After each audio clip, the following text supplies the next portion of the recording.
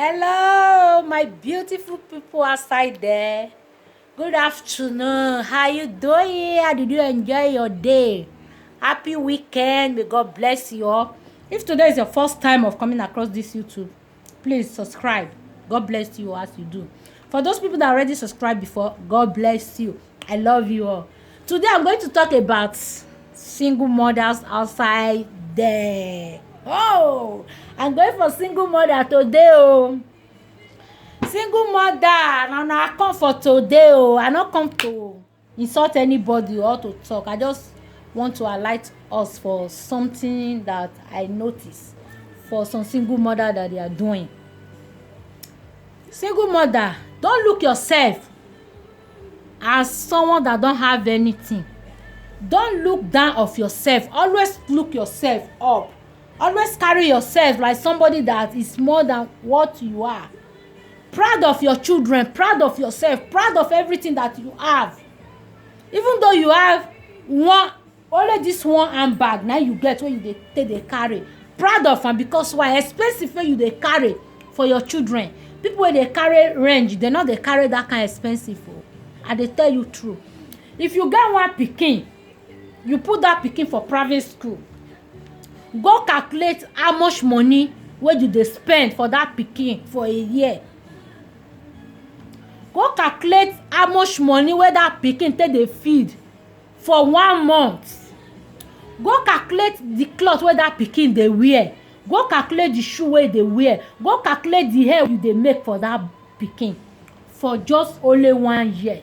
Make you come gather the whole money. E don reach you to take build house, buy range, do everything.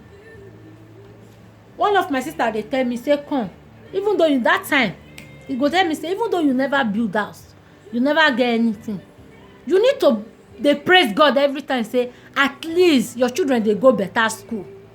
At least you dey fit dey present your children for any occasion wey you go. Dem dey do well, dem dey do fine. But some single mother, because say they don born, they go look and say na my pikin just dey disturb me. If not be because of my pikin, I for don get this one, I for don get that one, I for don become this one, I for don. Na lie. That pikin no disturb you. That one sef na be the expensive wey you get for your life. Na that pikin na be the sources of joy wey you get for life. Na that pikin na be your tomorrow, na be your today, na be everlasting. If you dey alive, you no get pikin, you be empty vial. You be empty bottle. I dey tell you this one because why? You go get time when you go old. You know if you carry hand, you know if you carry leg. Now that pikin go stand for you. Now as we still dey strong when we dey walk, so we go believe say na like this we go strong forever and alive. Now that pikin na go come stand tomorrow. You go come be like baby. Now go come be like mother, like a father to you. No matter wetin you dey do, na your pikin na be your first achievement for life. You see some people now, they go get thousands of car, billions of car, everything that someone need to have in life, but they are lacking of one thing. You know that one thing is a child. Let me make it broken. Na pikin, omo ukpon. Our place dem go say omo ukpon. Pikin na be cloth. Na pikin na dey cover you. Nobody for outside wey go fit cover you the way your pikin go take cover you. Nobody for outside go fit feel you the way your pikin go take feel you. Why you no fit come outside identify your pikin? Why you no fit proud of your pikin? Why you no fit carry your pikin picture put for your Facebook? Why you no fit carry your pikin proud for outside?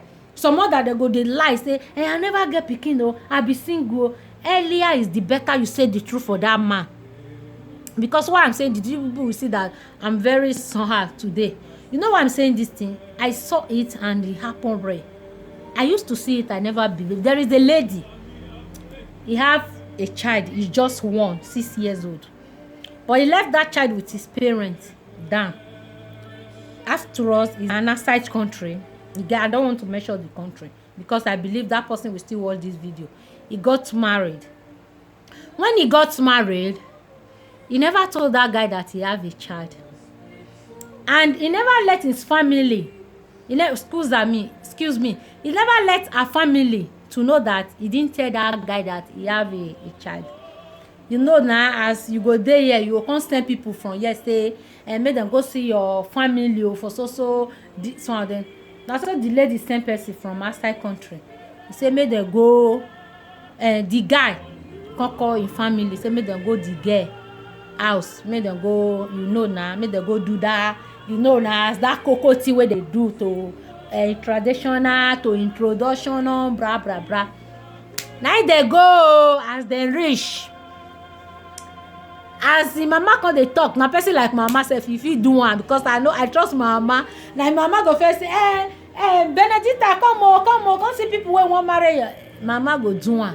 Some mother wey some responsible mother wey be say dem no sabi lie, dem go do am. Some mother dey iyako born vita, dem dey call dem born vita mama, dem go hide that pikin. Na im mama tell her say shey my pikin tell una say e don born before, still im daughter na the man say wait na im carry phone call im pikin say hello Obiesa, your pikin, your wife tell you say e get pikin for here 6 years old. Na the boy say e no tell me anything e no tell me anything. Na trouble start the boy say e no dey marry again he say because say the girl lie for am. He say e no dey marry again. The girl beg he beg. Na the boy say since you fit hide this thing for me since when me and you dey date, since 3 years wey I know you, when me and you dey date, you fit hide this kind thing for me say you never born. I come dey carry you like egg, I no go fit na so the marriage take man. He come dey call me for here the guy na my friend na ma talk to una this and I no get wetin I wan talk because when una start am you no tell me. Person like me I no fit do that kind thing e get one occasion wey I go for here kpam, me and my son you know say my son na dogo person wey tall well me na be gbengbu. As me and him go, people come dey look us now. You know say e get some 30 years old woman, they dey carry 25 years old boy, 40 years they dey carry 25 years old boy. As me and my son reach the occasion, people come dey look us. They dey look and say hey, which kind old woman come still dey, you know na, dey groove with this boy na. They no know say na my pikin aproko people. As we reach small time na, you know pikin wey you train for house na, no be pikin wey you carry go occasion go dey use now dey tap you. Na dey be mommy I want so thing. Na everybody come dey look dey turn around dey look one woman wey dey near me, that one come dey say lady na you get this boy? Na say yes na my first son be that, I be mother of 3. Na the woman open say with this your chekele body so with na say yes na my son. I say how old are you? Na say babe I forget that one, wetin concern you concern my age. Na the next woman wey dey like tell her say handsome, see when you are in public like that call your mom auntie. Do you know what my son reply? He say mommy did you like it like that? I say no, call me mama, na me born you, I no need to hide you, I'm proud of my children. Even still get one for Facebook, I post me and my son picture, I come write am me and my love. People come dey comment say you no dey shame, see this kind small pikin wey you dey carry and you dey proud to dey talk and say na your boyfriend. Na my pikin reply dem that it's not my boyfriend though, it's my mom. I even still see one for my pikin profile wey he post wey person dey ask am is that your girl? He say no, it's my mom. Na that one really yes na the way I take you know take popori myself. If I tell people my age now they no go believe, so I no need to talk am. So what are we saying? That is the proud. He's proud of me, I'm also proud of them. I'm proud of my children. I always said it, I'm a mother, I'm not a girl. If you love me the way I am, come for me and I will tell you about me. If it's what we go on, if it did not what you go. You know they use force, they do am. Now so some people dey they will get pikin, they go dey hard am, una no dey hard una pikin again. You see expensive wey you dey carry for only one pikin, only 2 pikin wey you get. Nobody, people wey get money wey build house do everything, they no get pikin, they no fit experience wetin you dey carry for life. Even though na only one wey you get, wetin you dey spend for that pikin, only that pikin. Some mother go dey now, they go say instead wey my pikin no go eat, me I no go eat. Instead wey my pikin no go wear cloth, I no go wear cloth. Instead wey my pikin no go look okay, I better look tattered. me as I dey here now, I fit carry this cloth now, I wear am 10 times. So far e dey neat, so far e dey clean. But my children, I go make sure say they dey okay. For here where I dey, so for this outside country where I dey here, so before I dey carry money, if not first thing wey I dey do I go first send my children feed the money, the ones wey dey house, cause some dey here, some dey house. I first say go give them before I go pay my house rent, before I come think of food for my belle. I no get money to dey buy woman hair o, I no get money to dey buy jewelry, so I no get money to buy Gucci. But you see this small one wey I get, so I go make sure e dey fitting. I use am. E get one day I dey go house with this bag, I go outside, that one woman call me. He say, sister, how much you buy this bag? E be like am o, e just fine as e just dey say boy like am. I come tell am say see amount wey I buy am. The woman say na lie o. I say na so I take buy am, even na so place for buy am, but na only one na e dey there. I no know whether they will still bring another one. He say bag wey be say don ask person before, the person tell am say na 300 euro, na 200 euro he buy am. Na me say I buy so amount. Now I say yes, na much I take buy am be that. I no be person wey be say wetin I no get, I will say I get am.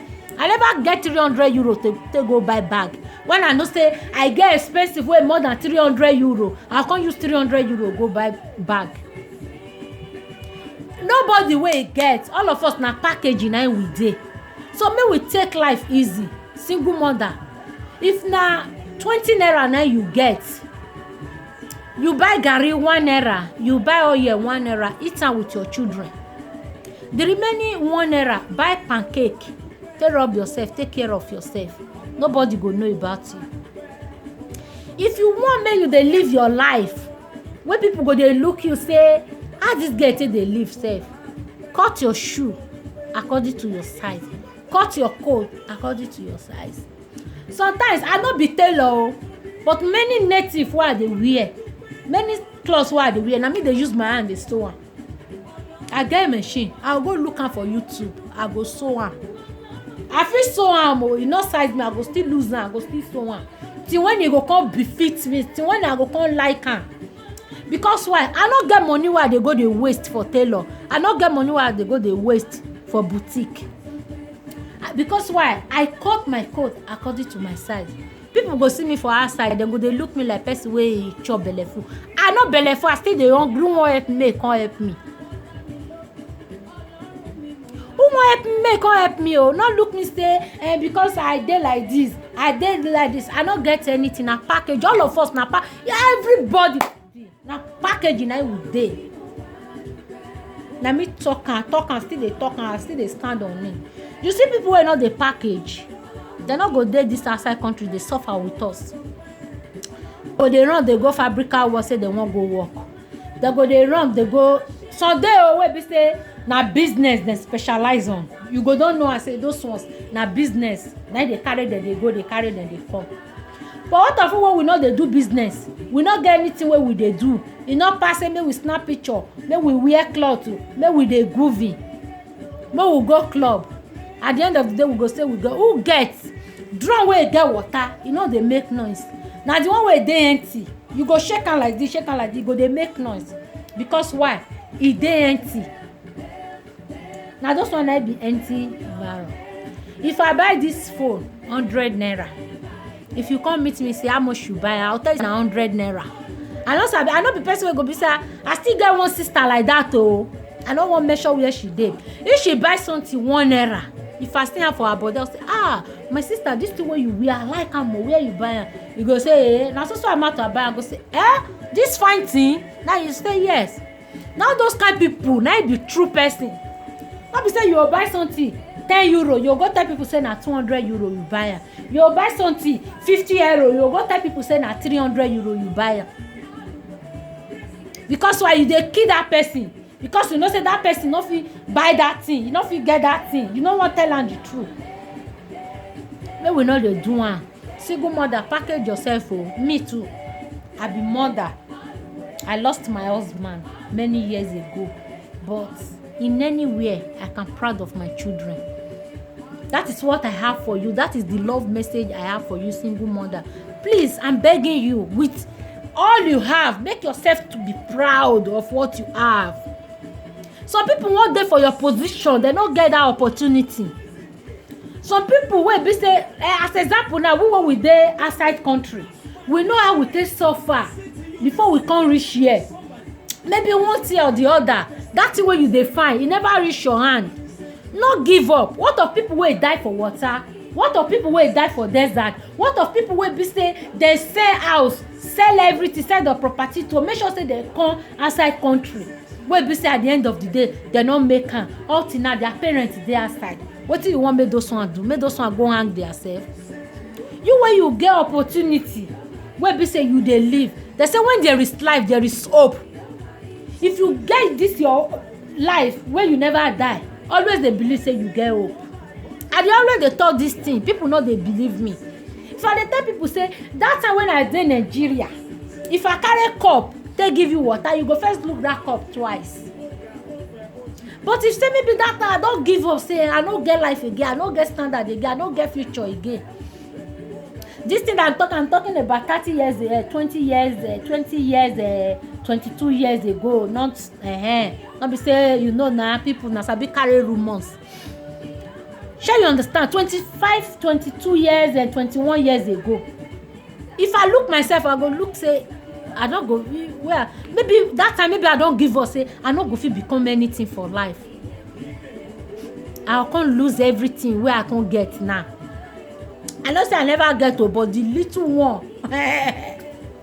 where I get, so I dey appreciate God and they thank Baba God every day. So my beautiful people, that is how I want you to do. Always appreciate what you have. Always proud of what you have. Always give glory to God what you have. Always, you know now, always cherish what you have around you. That is my topic for you today. As you listen, you share this video. Miracle is coming on your way. Blessing is coming on your way. Let me tell you one thing. It's not only person that is prophet that he can pray for you. Did you believe that somebody you don't just know that he know God, that is just walking along the way, he can just pray for you and God will just say amen. So I'm using this opportunity to pray for you that when you share this video, you comment, you like, everything that you are looking for in life, you must get it this week, this month, this year. You must not pass it back. I love you all. God bless you. I really appreciate you all, my fans that be commenting on my video, that subscribe. May God bless you. I know that this YouTube channel is still new, but I'm trying to make it to grow. With your power, with your love, I know that it grow. You know, Rome is not built one day. We are all learning. Practice be the prophet. So I love you all. May God bless you. Thank you. And there is no one like you.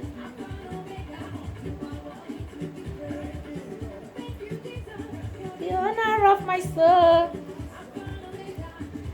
Let me dance for you people.